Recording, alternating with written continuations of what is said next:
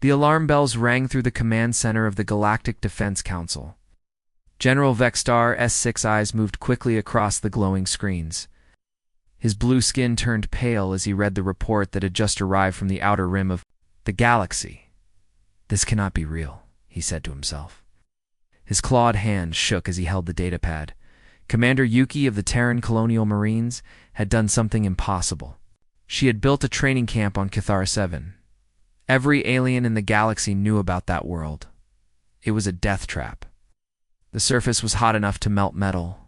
The air was pure acid. Nothing could live there. But humans were living there. Vexter called. For an emergency meeting, within an hour, the top military leaders from across the galaxy sat around the metal table. Their faces showed fear and confusion. Show them the footage, Vexstar ordered his aide. The lights dimmed. A large screen dropped from the ceiling. The video began to play. It showed the surface of Kitharasavan. The ground glowed red and orange like fire. Steam rose from cracks in the rocks. The air shimmered with heat. Then something moved in the distance. The camera zoomed in. A figure walked across the burning ground. It was wearing a suit, but the suit looked thin and light. The figure moved easily, like it was walking in a park. "It there," said Admiral Zephron. His tentacles curled with worry. "What kind of suit is that?" "Our scientists studied it," Vexstar replied. "It is basic protection gear, nothing special. Any of our suits would melt in 10 seconds on that world." The video continued. More figures appeared. They were humans. They ran across the hot ground. They jumped over lava pools. They climbed rocky hills that glowed with heat. Some of them were laughing. "They are laughing," whispered General Caxton. His insect-like body trembled. "They think this is fun." Captain Doyen appeared on the screen. He was a human with dark hair and strong arms. He led a group of soldiers across a field of burning rocks. They moved in perfect formation. They communicated with hand signals. They looked calm and ready. "Watch this part," Vexstar said. His voice was quiet. The human soldiers stopped near a pool of lava. The heat coming from it would kill any alien instantly. But the humans sat down. Nearby, they opened their food packs. They began to eat lunch. "They are eating," said Admiral Zephron, next to liquid fire. "They are eating like it is a normal day." One of the humans, a woman with short black hair, pointed at the lava pool. She said something to her friends. They all laughed. Then she picked up a rock and threw it into the lava. It made a big splash. The humans clapped and cheered. "They are playing games," Caxton said. "This is recreation for them," the video showed. More scenes. Humans doing push-ups on ground that would burn through alien feet. Humans racing each other across fields of toxic steam. Humans setting up tents on rocks that glowed with heat. "How long have they been there?" asked Commander Rixel. His reptilian skin had turned white with fear. 3 months, Vexstar answered. 3 months of constant training. They run combat drills every day. Practice fighting in the worst conditions imaginable. The screen showed Captain Doyon training his squad. They moved through a canyon filled with poisonous gas. The gas would kill most aliens in seconds. But the humans breathed it through simple masks. They looked comfortable. There. "Equipment is so basic," said Admiral Zephron. "Our soldiers need heavy armor just to walk on a cold planet. These humans wear light suits on a world that should kill them instantly." The video changed to show the human base camp. It was built on a cliff next to a volcano. Lava flowed down the mountain like a river. Humans had placed their buildings. Right next to it, they used the heat to power their equipment. "They are using the hostile environment to help them," Vexstar explained. "They turned the danger into a tool." A human soldier named Jinwoo appeared on screen.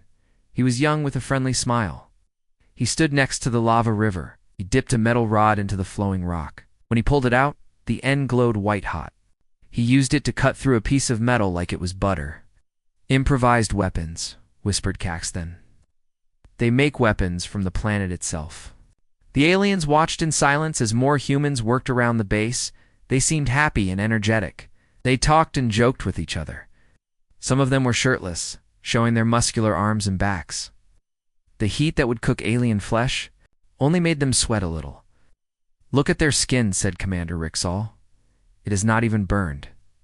How is that possible? Our scientists have no answer, Vexstar replied. Their biology is unlike anything we have seen. They adapt to conditions. That should be impossible. The video showed the humans doing combat training. They practiced hand-to-hand fighting on ground that glowed with heat. They fired weapons through clouds of toxic gas. They ran obstacle courses over pools of acid. Captain Doyon climbed up a rock wall. The rocks were so hot they were almost melting. His bare hands touched the burning stone. He pulled himself up easily. At the top, he helped his teammates climb up too. They help each other, observed Admiral Zephron. Even in impossible conditions, they work as a team. The final scene showed the humans at the end of a training day. They sat around a campfire. But their campfire was a small lava pool. They cooked their food over liquid rock, sang songs, and told stories. They looked happy and relaxed. This is what frightens me most, Vexstar said as the video ended. They are not just surviving, they are thriving. This death world is like a vacation spot for them. The room fell silent. The alien generals stared at the dark screen. Each of them was thinking the same thing. If humans could live and fight on Catharo 7, what did that mean for the rest of the galaxy? We need to watch them closely, said General Caxton. If they can train on worlds like this, they might be more dangerous than we thought.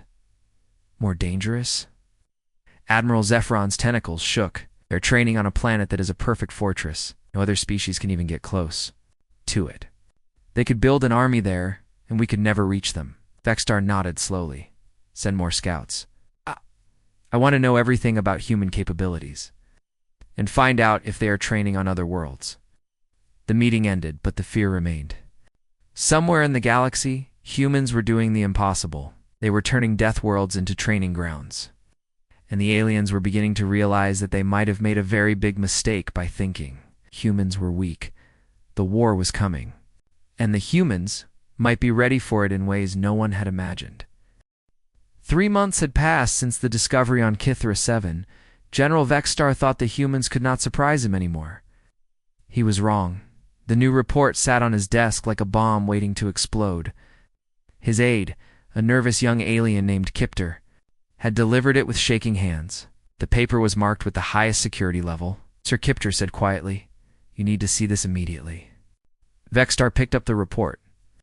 His 6 eyes scanned the first line. Then he read it again. His blue skin turned darker with each word. Nexus 12, he whispered.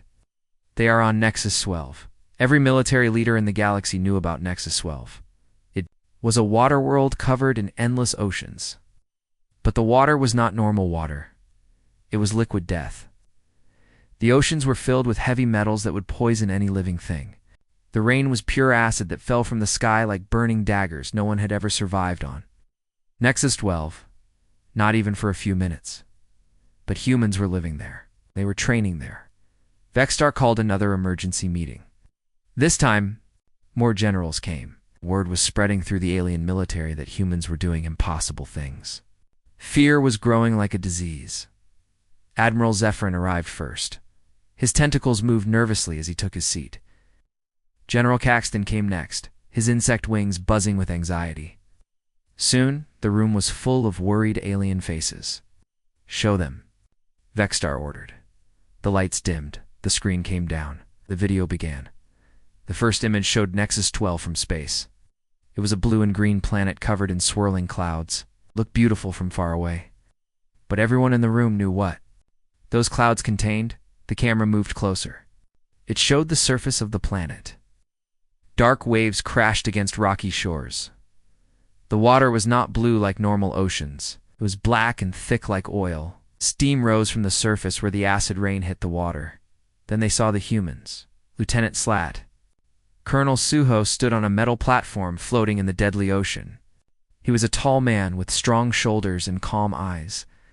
He wore a suit that looked too thin for such a dangerous place. Round him, other humans worked on equipment. Look at their suits, said Admiral Zephron. They are so light, our hazmat suits. Weigh 300 pounds and can only protect us for 10 minutes in mild acid. Their suits look like they are made of cloth.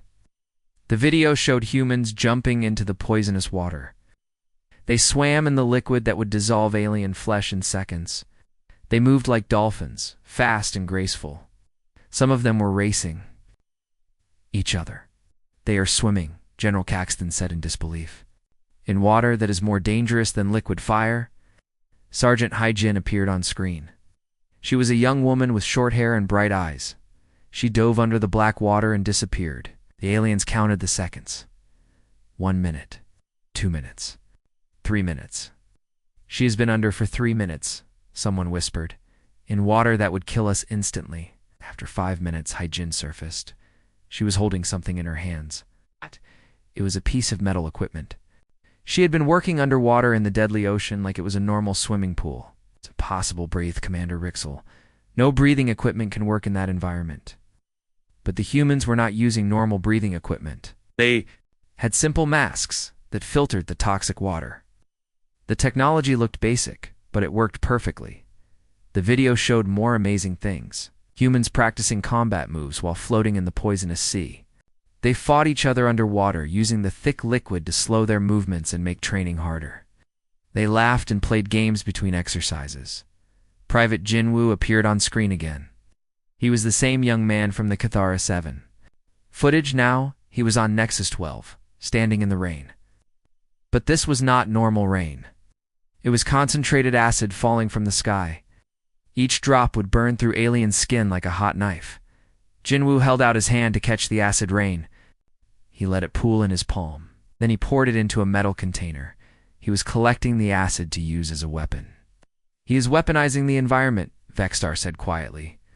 "They are not just surviving in impossible conditions. They're using those conditions to become more dangerous." The aliens watched as humans conducted beach landing exercises. Large boats moved through the toxic waves. The acid rain poured down like a waterfall. Lightning flashed in the poisonous clouds above. The human soldiers jumped from their boats into the deadly water. They swam to shore through waves of liquid poison.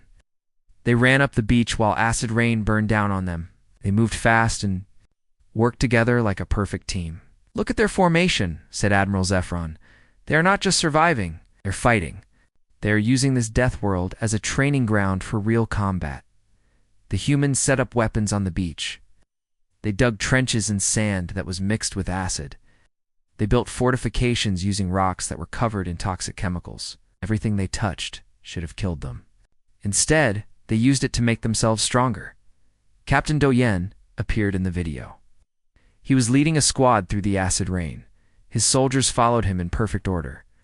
They communicated with hand signals because the sound of the rain. It was too loud for voices. The squad reached a hill overlooking the ocean. They set up their weapons and began target practice. They were shooting at objects floating in the poisonous water. The acid rain made it hard to see, but the humans adapted quickly.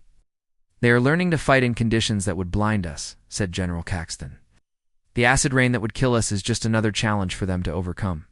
The video showed humans working together in ways that amazed the aliens. When one soldier's equipment was damaged by the acid, others shared their gear. When someone needed help, the whole team worked to solve the problem. Sergeant Hyjin dove into the ocean again. This time, she was retrieving a piece of equipment that had fallen overboard. She swam deep into the black water, found the item, and brought it back to the surface. The whole rescue took less than 10 minutes. "Their teamwork is incredible," observed Commander Rixal. "Even in impossible conditions, they take care of each other." The final scene showed the humans at the end of their training day. They sat on the beach while acid rain fell around them. They had built a shelter from rocks and metal, but it was not completely closed. The rain still reached them, but they did not seem to care. They shared food and water. They talked and laughed. Some of them were cleaning their weapons. Others were planning the next day's exercises. They looked happy and confident. "This is what worries me most," Vexstar said as the video ended. "They are not just surviving on death worlds. They're making those worlds into homes." The room was silent. The alien generals stared at each other with growing fear. If humans could live and fight on planets like Nexus 12, what did that mean for the galaxy? "We need to prepare for the worst," said Admiral Zephron. These humans are not like any species we have ever encountered. They might be more dangerous than we can imagine, but none of them knew that the worst was yet to come. The humans were just getting started. General Vexstar had not slept in 3 days. His 6 eyes were red and tired. Dark circles marked his blue skin. Every time he closed his eyes, he saw images of humans doing impossible things. The 3rd report arrived on a cold morning. The messenger. It was a young alien who looked scared to deliver it. His hands shook as he placed the data pad on Vexstar's desk. "Sir," the messenger said in a whisper, "this one is worse than the others." Vexstar picked up the report. The first word made his blood freeze. Glacialis Prime. The coldest planet in the known galaxy. A world where the air itself was frozen solid. Where temperatures dropped so low that alien flesh would turn to ice in seconds. "No," he said out loud. "They cannot be there. Nothing can live there," but the report said otherwise. Major Kugman had established a winter warfare school on Glacialis Prime. Humans were not just visiting the frozen death world. They were living there, training there, building there. The emergency meeting was called for the same day. This time, even more alien leaders came. Fear was spreading through the military like wildfire. Everyone wanted to see what the humans were doing now. Admiral Zephron arrived with ice crystals still hanging from his tentacles. "I came from the outer rim," he said. "The temperature in my ship dropped just from passing near that system. How can anything survive on the surface?" Room filled with nervous alien voices. General Caxton's wings buzzed constantly. Commander Rixell's scales had turned white with worry. Even the bravest military leaders looked frightened. "Begin the video," Vexstar ordered. The screen showed Glacialis Prime from space. It was a white ball of ice and snow. No clouds moved in the frozen atmosphere. No weather patterns existed. Everything was still and dead. The camera zoomed in. The surface was covered in mountains of ice that reached toward the black sky. The ground was made of frozen chemicals that would shatter like glass if touched. Wind blew particles of ice so hard they could cut through metal. Then they saw movement. A figure walked across the frozen wasteland. It was wearing a thick suit, but not the massive armor that aliens would need. The figure moved easily, like the extreme cold was not affecting it at all. "That is Major Kugman," Vexstar said, reading from his notes. "He is the commander of the Human Winter Warfare School." More figures appeared. They were human soldiers training in the frozen hell. They ran across ice fields that would freeze. Alien blood in seconds. They climbed mountains of ice that would shatter alien bones with cold. "Look at their equipment," said Admiral Zephron. "Our cold weather gear weighs 500 pounds and can only protect us for 30 minutes in mild cold. Their suits look normal." The video showed humans working together to build structures. They cut blocks of ice with simple tools. They stacked the blocks to make walls and buildings. They were building a permanent base on a world that should kill. Then instantly Captain Neon appeared on screen.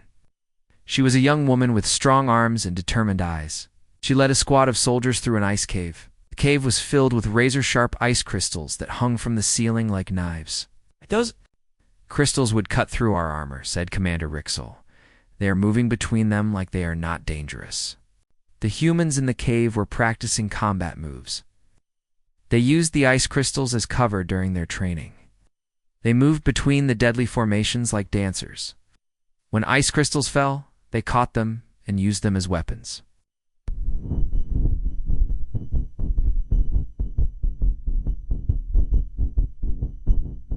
"They are turning the environment into weapons," Vexstar observed. "Everything that should kill them becomes a tool." The video showed more incredible scenes. Humans swimming in lakes of liquid nitrogen. The liquid was so cold, it would freeze alien flesh, solid in milliseconds. But the humans dove in and swam like it was warm water. Private Jinwoo appeared again. He was standing next to a pool of frozen methane. The chemical was so cold it glowed blue in the darkness. Jinwoo reached into the pool with his bare hands. He pulled out chunks of the frozen methane and put them in a bag. "He is collecting ammunition," said General Caxton. "He is gathering the frozen chemicals to use as weapons." The aliens watched in amazement as humans built weapons from the frozen world. They made spears from ice crystals. They created bombs from frozen chemicals. They turned the death world into an arsenal. The video showed a training exercise. Teams of humans fought each other in a valley filled with ice storms. The wind blew so hard it would knock down alien soldiers. Ice particles in the air would blind alien eyes, but the humans moved through the storm like it was a gentle breeze. Captain Neon led her team up a cliff of pure ice. The cliff was so smooth and cold that alien hands would stick to it and freeze, but the humans climbed easily. They used simple tools to grip the ice. They helped each other reach the top. "Their teamwork is perfect," said Admiral Zephron. "Even in conditions that would kill us, they worked together." The humans reached the top of the cliff. They looked down at the other team in the valley below, and they began to throw chunks of ice. The frozen projectiles flew through the air like bullets. The team below used ice shields to protect themselves. "They are having fun," whispered Commander Rixel. "This is a game to them." The video showed humans building igloos from blocks of ice. They worked fast with simple tools. In minutes, they had created warm shelters in the frozen wasteland. Sat inside and shared hot food, while the temperature outside was cold enough to freeze air solid. "How are they generating heat?" asked General Caxton. "Our heating systems would fail in those conditions." The humans had found volcanic vents under the ice. They used the heat from deep underground to warm their shelters. They had turned the frozen world into a place where they could live comfortably. The final scene showed the human base camp. It was built into a mountain of ice. The buildings were made from frozen blocks and metal. Smoke rose from chimneys, showing that humans were living inside.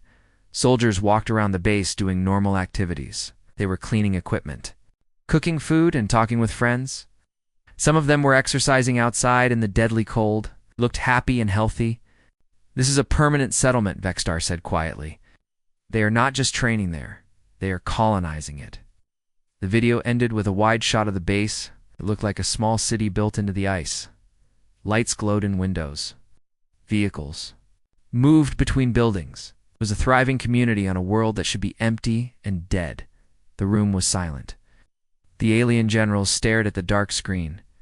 The implications were terrifying. If humans could build cities on the coldest worlds, they could potentially colonize every corner of the galaxy. "We have a problem," said Admiral Zephron. "These humans are not just surviving on death worlds, they are conquering them." General Caxton S-Wing stopped buzzing. "What if they decide to expand? What if they want to take over habitable worlds?" "Two? Then we would have to fight them," Vexstar replied. "But how do you fight an enemy that can live and build bases on worlds where you cannot even survive?" The meeting ended with more questions than answers. The aliens were beginning to understand that humans were unlike any species they had ever encountered. The galaxy might not be big enough for both humans and aliens, and the humans were just getting started. General Vexstar stood at the window of his office. He looked out at the stars and wondered if any of them were safe anymore. In the past 6 months, humans had proven they could live on worlds that should be impossible. Fire worlds, acid worlds, frozen worlds. What was next? The answer came in the form of a red alert. The emergency sirens wailed through the command center. Vexstar's aide ran into the room with a report that made his hands shake. "Sir," the aide gasped, "they are on Gamma Sector 9. Vexstar felt his heart stop beating. Gamma Sector 9 was the most dangerous place in the galaxy. It was a world next to a pulsar star. The radiation levels were so high that they would cook any living thing in seconds. Even their strongest ships could not get close to it." "That is impossible," Vexstar said. "Nothing can survive that much radiation." But the report said that Colonel Minho had built a training base directly on the surface of Gamma Sector 9. The humans were not just visiting the radiation world. They were living there, training there, working there. Within an hour, every major military leader in the galaxy was in the meeting room. The news had spread like wildfire. Aliens from every corner of space had come to see what the humans were doing now. Admiral Zephron arrived, wearing a radiation detection badge. The badge was glowing bright red. "I picked up radiation just from being in the same system," he said. "The levels are off our measuring scales." General Caxton's insect body was covered in protective plates. "My ship's shields failed just from passing near that area," he said. "I had to turn back before the radiation killed my crew." The meeting room was full of frightened voices. Every alien leader had a story about the deadly radiation near Gamma Sector 9. They all agreed that nothing could survive there. But the humans were proving them wrong again. "Show the video," Vexstar ordered. The screen came down. First image showed Gamma Sector 9 from far away. It was a brown planet that glowed with an evil light. Energy waves came from the pulsar, star, and hit the planet like invisible hammers. The radiation was so strong that it made the air itself glow. "Look at the readings," said Admiral Zephron. "The radiation levels are 1,000 times higher than the deadly limit for most species." Camera moved closer. The surface of the planet was covered in strange crystals that had been formed by the radiation. The crystals glowed with different colors: purple, green, blue. They were beautiful, but deadly. Then they saw the humans. Colonel Minho stood on the surface of the radiation world. He was a middle-aged man with gray hair and calm eyes. He wore a suit that looked too light for such a dangerous place. Round him, other humans worked on building structures. "Their suits are so thin," said Commander Rixel. "Our radiation suits weigh 800 pounds and can only protect us for 5 minutes in mild radiation. Their suits look like normal work clothes." The video showed humans walking around the radiation world like it was a normal planet. They moved easily and worked together. Some of them were laughing and talking. The deadly radiation that would kill aliens instantly seemed to have no effect on them. Sergeant Yunji appeared on screen. She was a young woman with short black hair and strong hands. She was teaching a group of human soldiers how to fight in high radiation areas. They practiced combat moves while standing in fields of glowing crystals. "She is using the radiation as cover," Vexstar observed. "The radiation that would kill us is protection for them." The humans in the training exercise moved between the glowing crystals. They used the radiation fields to hide from each other. The deadly energy that would blind alien sensors was camouflage for human soldiers. "They are invisible to us in those conditions," said General Caxton. "We cannot track them. We cannot find them. The radiation that kills us makes them disappear." Video showed more amazing things. Humans working with their bare hands on radioactive materials. They handled chunks of glowing metal like it was normal rock. They built weapons from radioactive crystals. They turned the deadly radiation into tools. Private Jinwoo appeared again. He was standing next to a pool of glowing liquid. Liquid was so radioactive it would melt alien flesh in seconds. Ginwoo reached into the pool with a long tool. He pulled out a chunk of radioactive material and put it in a container. "He is collecting weapons," said Admiral Zephron. "He is gathering radioactive materials to use against us." The aliens watched in horror as humans built a weapons factory on the radiation world. They made bullets from radioactive metal. They created bombs from glowing crystals. They turned the Death World into an arsenal that could kill any alien force. The video showed a training battle. 2 teams of humans fought each other in a valley filled with radiation storms. The energy waves were so strong they would destroy alien equipment instantly. But the humans moved through the storms like they were gentle rain. One team of humans hid behind a wall of glowing crystals. The radiation from the crystals was so strong it would kill any alien who came close. But the human soldiers used the crystals as perfect cover. They were protected by the very thing that would kill their enemies. "They have found the perfect fortress," whispered Commander Rixel. "They can fight from places where we cannot follow." The other team of humans climbed up a hill covered in radioactive dust. The dust glowed like snow in the dark. Each grain contained enough radiation to kill an alien, but the humans walked through it like it was normal dirt. Sergeant Yunji led her students to the top of the hill. They looked down at the team hiding behind the crystals. Then they began to throw chunks of radioactive rock. The glowing stones flew through the air like meteors. The team below used radioactive shields to protect themselves. "They are playing war games," said General Caxthon. "In conditions that would kill us, they are having fun." The video showed humans building permanent structures on the radiation world. They used radioactive materials as building blocks. They created walls from glowing crystals.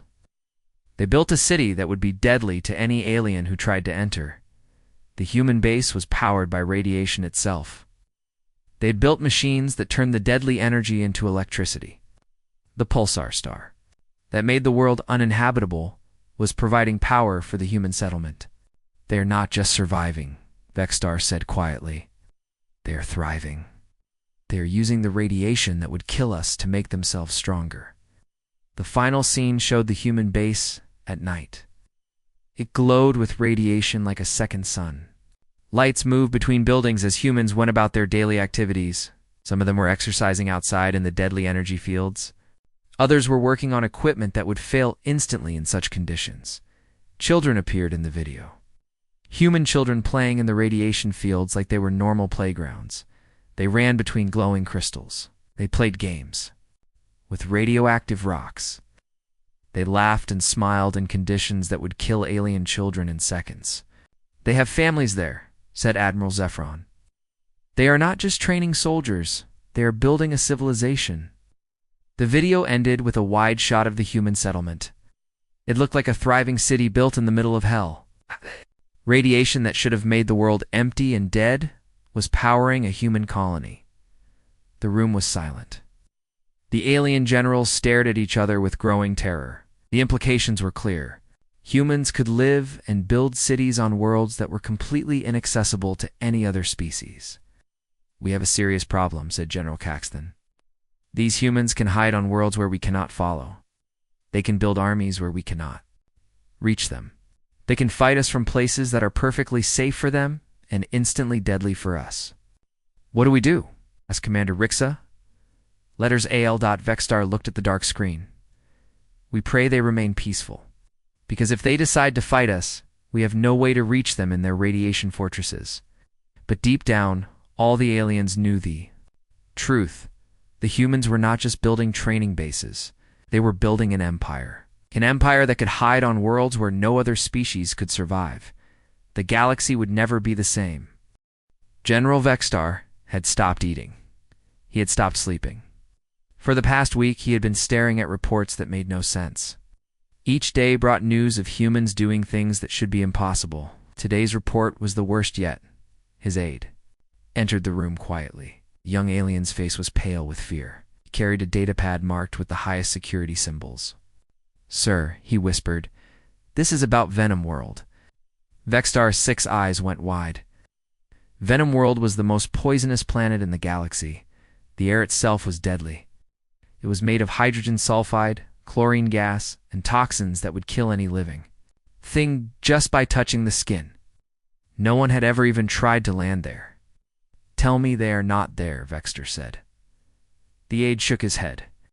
"Brigadier General Taiyun has built a chemical warfare training facility on the surface. It has been operating for 2 months. Vexstar felt sick. He called for an emergency meeting immediately. This time, leaders from every corner of the galaxy came. The news about humans had spread everywhere. Fear was turning into panic. Admiral Zephron arrived wearing a full environmental suit. "I could smell the poison from 3 systems away," he said. "My ship's filters are failing just from being in the same sector."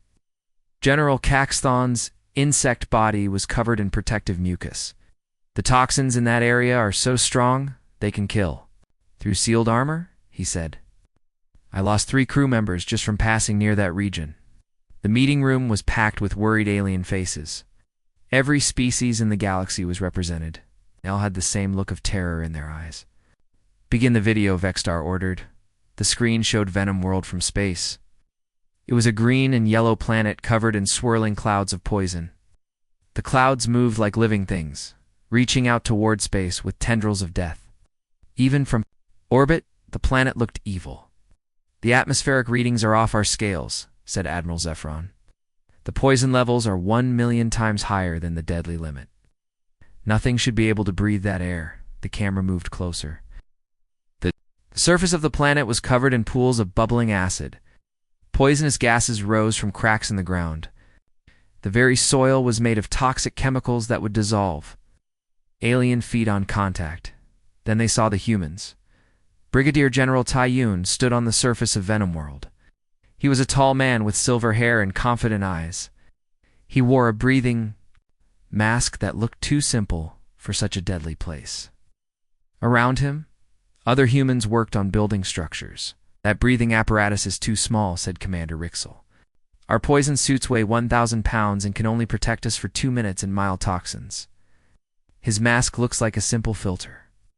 The video showed humans walking around the poison world like it was a normal planet. They breathed the deadly air through basic masks. They touched the toxic ground with their bare hands. The poison that would kill aliens instantly seemed to have no effect on them. Lieutenant Minseo appeared on screen. She was a young woman with long black hair and quick movements. She was leading a squad of human soldiers through a cloud of poisonous gas. The gas was so thick it looked like green fog. "She is using the poison as cover," Vexstar observed. "The toxins that would kill us are camouflage for them." The humans in the training exercise moved through the poison clouds. They used the toxic gases to hide from each other. The deadly chemicals that would blind alien sensors were perfect concealment for human soldiers. "They are invisible to us." "In those conditions," said General Caxton, "we cannot see them, we cannot track them. The poison that kills us makes them disappear." The video showed more incredible things. Humans working with their bare hands on toxic materials. They handled chunks of poisonous crystals like they were normal rocks. They built weapons from toxic chemicals. They turned the deadly poison into tools. Private Jinwoo appeared again. He was standing next to a pool of bubbling acid. The acid was so strong, it would dissolve alien flesh in milliseconds. Jinwoo dipped a metal container into the pool. He filled it with the deadly liquid like he was collecting water. "He is making weapons," said Admiral Zephyron. "He is gathering poison to use against us." The aliens watched in horror as humans built a chemical weapons factory on the poison world. They made bullets filled with toxic gas. They created bombs from poisonous crystals. They turned the death world into an arsenal that could kill any alien force. The video showed a training battle. 2 teams of humans fought each other in a valley filled with poison storms. The toxic winds were so strong they would kill any alien instantly. But the humans moved through the storms like they were gentle breezes. One team of humans hid behind a wall of toxic crystals. The crystals released poisonous gas that would kill any alien who came close. But the human soldiers used the crystals as perfect cover. They were protected by the very thing that would kill their enemies. "They have found the perfect hiding place," whispered Commander Rixal. "They can fight from places where we cannot survive." The other team of humans climbed up a hill covered in poisonous plants. The plants released toxic spores that glowed. In the dark, each spore contained enough poison to kill an alien, but the humans walked through them like they were normal flowers. Lieutenant Minseo led her squad to the top of the hill. They looked down at the team hiding behind the crystals. Then they began to throw containers of toxic liquid. The poisonous bombs exploded in clouds of deadly gas. The team below used gas masks to protect themselves. "They are playing war games," said General Caxton. "In conditions that would kill us, they are training for real combat." The video showed humans building permanent structures on the poison world. They used toxic materials as building blocks. They created walls from poisonous crystals. They built a city that would be deadly to any alien who tried to enter. The human base was powered by chemical reactions. They had built machines that turned the deadly gases into electricity. The poison that made the world uninhabitable was providing energy for the human settlement. "They are not just surviving," Vexstar said quietly. "They are thriving." "They are using the poison that would kill us to make themselves stronger." Captain Jisoo appeared in the video. She was a middle-aged woman with smart eyes and steady hands. She was showing human soldiers how to use the planet's toxic atmosphere as a weapon. They learned to direct poison gas at targets. They practiced using toxic spores as ammunition. "She is teaching them to weaponize the environment," said Admiral Zephron. "They are turning the entire planet into a weapon." The final scene showed the human base at night. It glowed with poisonous light like a green star. Figures moved between buildings as humans went about their daily activities. Some of them were exercising outside in the deadly atmosphere. Others were working on equipment that would fail instantly in such conditions. Families appeared in the video. Human families living in the poison world like it was a normal place. Children played in gardens of toxic plants. They breathed the deadly air through simple masks. They laughed and smiled in conditions that would kill alien children in seconds. "I have colonized it," said Admiral Zephron. "They're not just training soldiers. They are building a civilization in hell." The video ended with a wide shot of the human settlement. It looked like a thriving city built in the middle of a chemical nightmare. The poison that should have made the world empty and dead was supporting a human colony. The room erupted in panicked voices. The alien generals shouted at each other in fear. Implications were terrifying. Humans could live and build cities on worlds that were completely uninhabitable to any other species. "Order! Order!" Vexstar shouted. The room fell silent. "We have reached the point of no return," he said. "These humans can hide on worlds where we cannot follow. They can build armies where we cannot reach them. They can fight us from places that are perfectly safe for them and instantly deadly for us." "What do we do?" asked Commander Rixel. Vexstar looked around the room at all the frightened faces. "We have only one choice. We must make peace with them. We must offer them everything they want, because if we fight them, we will lose." "But what if they refuse?" asked General Caxton. "Then we are all dead," Vexstar replied. "Because they can wage war from planets that are perfect fortresses. They can attack us from worlds where we cannot survive. They've already won, and they do not even know it yet." The meeting ended in chaos.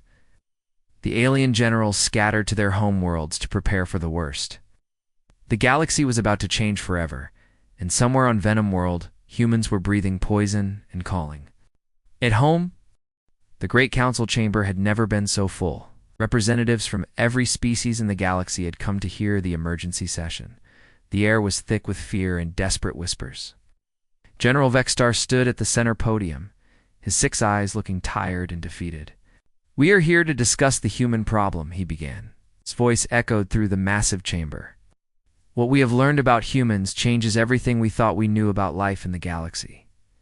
Admiral Krelvash stepped forward. He was the head of strategic analysis for the Galactic Defense Council. His tentacles held a thick report filled with data about human activities. "The evidence is clear," Krelvash said. "Humans have evolved on a planet that is more hostile than any world we previously thought could support life. Earth is not just their home. It is a death world that created the most dangerous species in the galaxy." The chamber filled with nervous sounds. Aliens from different worlds made their species-specific noises of fear. Some clicked their mandibles. Others buzzed their wings.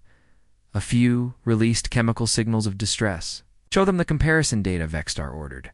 A massive screen descended from the ceiling. It showed Earth from space. The planet looked beautiful with its blue oceans and white clouds. But the data numbers told a different story. "Earth's gravity is 3 times stronger than what most species can survive," Krelvash explained. "Atmospheric pressure would crush most alien bodies. The oxygen levels are toxic to 70% of known species. The radiation from their sun would cause cancer in most life forms." The screen showed more data. Earth's weather patterns included storms that would destroy alien cities. The planet had earthquakes that would level alien buildings. The oceans contained salt levels that would poison most alien life. "This is what humans call a normal world," said Admiral Zephron. "What they think is comfortable would kill most of us." The chamber erupted in worried voices. Aliens turned to each other. With expressions of terror, they were beginning to understand the true scope of the human threat. "But it gets worse," Krelvash continued. "We have discovered that humans are now training on worlds that are even more hostile than Earth. They are using death worlds as military bases." The screen showed footage from all the worlds where humans had been found. Kithara 7 with its rivers of lava, Nexus 12 with its acid rain, Glacialus Prime with its frozen atmosphere, Gamma Sector 9 with its deadly radiation, Venom World with its poisonous air. These are not just training camps, Vexstar said. These are permanent settlements. Humans are colonizing worlds that we cannot even visit. They are building an empire in places where we cannot follow. The implications hit the alien leaders like a physical blow. Humans could live on worlds that were completely inaccessible to other species. They could build armies that could never be defeated.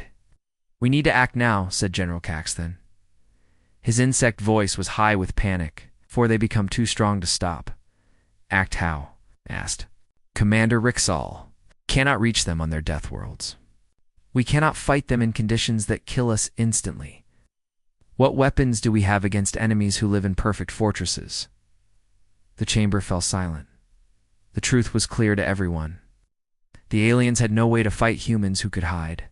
On worlds where no other species could survive, then the chamber doors opened. A figure walked in, wearing a simple blue uniform. It was General Wujin of the Terran Defense Force. He was a middle-aged human with calm eyes and steady movements. The alien leaders gasped. A human was in their council chamber. He was breathing their air without any protective equipment. He looked comfortable and relaxed, while every alien in the room needed life support systems just to survive.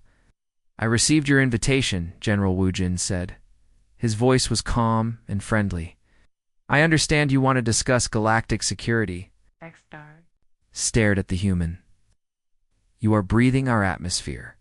That air mixture would kill most humans." "It is a little thin," Wujin admitted, "but humans are adaptable. We make do with what we have." The casual way he said it sent chills through the alien leaders. What was deadly for them was just a minor inconvenience for humans. "We know about your training camps," Admiral Zephyrin said. His tentacles were shaking with fear. "We know you are building bases on death worlds." "Yes," Wujin replied simply. "We are preparing our forces for any situation. Humans believe in being ready for anything the galaxy might throw at us." "Those worlds are uninhabitable," said General Caxton. "Nothing should be able to live there." Wujin smiled. "That is what makes them perfect for training. If our soldiers can fight on worlds like that, they can fight anywhere." The alien leaders looked at each other with growing terror. The human was confirming their worst fears. Humans were not just surviving on death worlds. They were choosing to live there to become stronger. "What do you want from us?" Vexstar asked. "Nothing," Wujin said. "We are happy to live in peace with all species. Humans have no interest in conquering anyone. We just want to be left alone to explore and grow." "But you are building military bases," said Admiral Krelvash. "We are building training facilities," Wujin corrected. "Humans have many enemies in the galaxy. We need to be prepared to defend ourselves." The aliens realized they were trapped. They had been planning to attack humans, but now they understood that humans had been preparing for such an attack. The Death World bases were not just training camps. They were perfect fortresses for a defensive war. "We want to make a deal," Vexter said quickly. "We want to offer humans full membership in the Galactic Defense Council, voting rights, territory, trade agreements, everything." Wujin raised an eyebrow. "That is generous. May I ask why?" The alien leaders looked at each other nervously. They could not admit they were terrified of humanity's abilities. "We believe humans would be valuable allies," Krelvash said carefully. "Your unique capabilities could help defend the galaxy." "Our unique capabilities," Wujin repeated. "You mean our ability to live on hostile worlds?" "Among other things," Vexstar said. Wujin was quiet for a moment. Then he smiled. "I will need to discuss this with my government. But I think we can reach an agreement." The alien leaders felt relief wash over them. If humans accepted the offer, there would be peace. If they refused, there would be war against enemies who could hide on worlds where no other species could survive. "There is one condition," Wujin said. "We want to establish human settlements on worlds that other species cannot use. Not interfere with habitable worlds, but we want rights to colonize the uninhabitable ones." The aliens looked at each other in amazement. Humans wanted the death worlds. They were asking for the planets that no other species could ever use. "Agreed," Vexstar said quickly. You can have any world that is too hostile for other species. Excellent, Wujin said. I think this will be the beginning of a beautiful partnership. As the human general left the chamber, the alien leaders sat in stunned silence. They had just given humans permission to colonize every death world in the galaxy, but they had no choice. The alternative was war against an enemy that could fight from perfect fortresses. 3 months later, reports came in from across the galaxy. Human settlements were appearing on worlds that had been considered impossible to colonize. Humans were building cities on volcanic planets. They were farming on frozen worlds. They were mining on radioactive planets. Captain Soyin appeared in the latest report. She was leading a training exercise on a newly discovered world where gravity was 12 times normal on the surface. It was covered in crystals that emitted deadly electromagnetic radiation. To the humans, it was just another Tuesday. Aliens. It was proof that they shared the galaxy with a species that found paradise in places designed to kill. The galaxy had changed forever. Humans had not conquered it through war or violence. They had won it by being able to live in places where no one else could survive, and in the depths of space. On worlds that glowed with radiation and dripped with acid, human children played in gardens of death while their parents built a civilization that would span the galaxy. The aliens had learned an important lesson, sometimes the most dangerous. Enemy is the one who can thrive in places where you cannot even survive. The humans had won without firing a single shot. They had won by being human.